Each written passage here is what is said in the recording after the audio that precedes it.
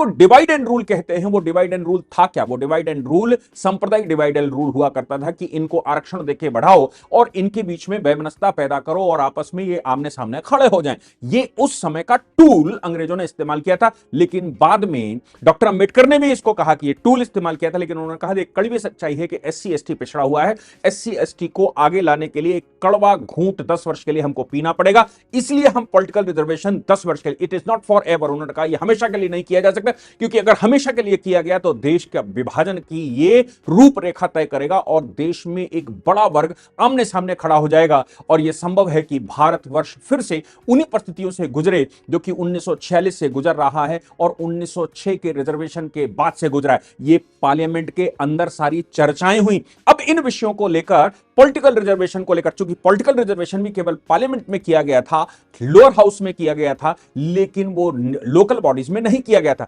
इसको ध्यान में अगर रखा जाए तो फिर ओबीसी रिजर्वेशन को लेकर हमारे यहां कुछ चर्चाएं हुई, हमारे यहां कुछ डिसीजन हुए ओबीसी रिजर्वेशन को लेकर।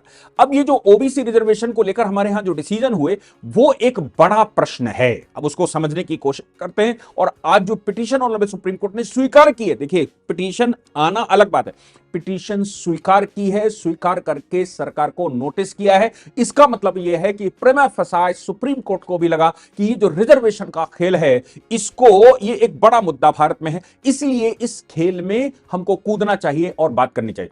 अब बात यहां पर आती है कि सोशली इकोनॉमी बैकवर्ड, ये तो 1989 में पैदा हुआ मंडल आयोग केस के बाद, या फिर मैं कहूं कि बीपी सिंह लेकर आए थे, क्योंकि उनको भी डिवाइड एंड रूल अच्छा ही लग रहा था, वो पहली बार प्रधानमंत्री बने थे, उनको लगा कि अगर वो ऐसा कर देंगे तो एक वोट उनका सिक्योर हो जाएगा, ओबीसी वोट सिक्योर हो जाएगा, क्योंकि एक अवधारणा है कि ओबीसी 60% भारत में है, 50% भारत में। अब ये 50% अगर सेटिस्फाई हो जाएगा तो उनको लगा कि वो क्षत्रिय जाति से आते हैं, फिर भी छोड़ो, क्षत्रिय छोड़ देंगे या फिर सवर्णों को छोड़ देंगे, एससी एसटी ऑलरेडी रिजर्वेशन पाते हैं, ओबीसी रिजर्वेशन को अगर लेकर आएंगे तो ये 50% वोट उनको मिलेगा। हालांकि वो बाद में पागल हो गए, क्योंकि उन्होंने ये पाप किया था भारत के समाज को तोड़ने का, जो परमात्मा नहीं चाहता। वो पागल होकर मृत्यु को प्राप्त हुए और उनकी पत्नी ने उनको पागल घोषित किया था। इसके अलावा वो दोबारा सत्ता में कभी नहीं आ पाए। जिसने ये पाप किया भारत में, वो पापी भारत से चले गए। 1906 में पाप करना शुरू किया, उसके 40 वर्षों के बाद ही अंग्रेजों को जाना पड़ा।